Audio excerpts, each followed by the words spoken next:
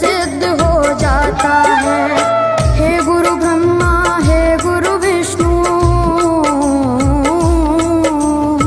हे गुरु ब्रह्मा, हे गुरु विष्णु, हे शंकर भगवान आपके चरणों में। हे गुरुदेव प्रणाम आपके चरणों में, सारे तीर्थ धाम आपके चरणों में। हे गुरुदेव प्रणाम आपके चरणों में।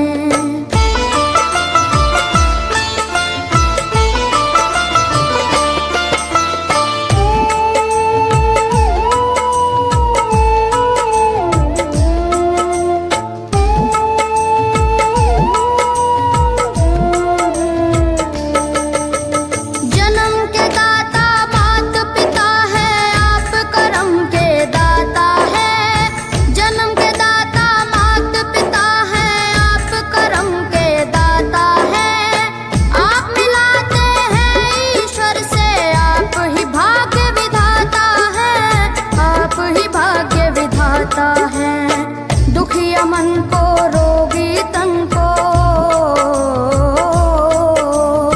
दुखिया मन को, रोगी तन को मिलता है आराम आपके चरणों में।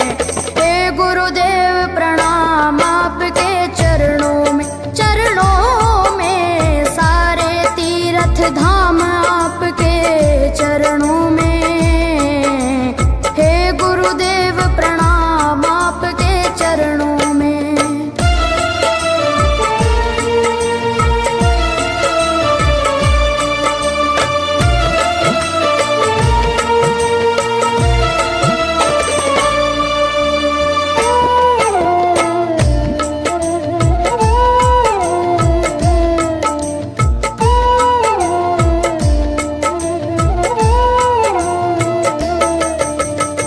निर्बल को बलवान बना दो, मूर्ख को गुणवान प्रभु। निर्बल को बलवान बना दो, मूर्ख को गुणवान प्रभु। देव कमल और बंसी को भी ज्ञान का दो वरदान प्रभु, ज्ञान का दो वरदान प्रभु। हे महादानी, हे महाज्ञानी, हे महादानी, रहूं मैं सुबह हो शाम आपके चरणों में। हे गुरुदेव प्रणाम आपके चरणों में, सारे तीर्थ धाम आपके चरणों में। हे गुरुदेव प्रणाम आपके चरणों में। करता करे न कर सके, पर गुरु करे सब होए। सातों दीपानों खंड में गुरु से बड़ा न कोई, गुरु से बड़ा न कोई, प्यारे गुरु से बड़ा न कोई।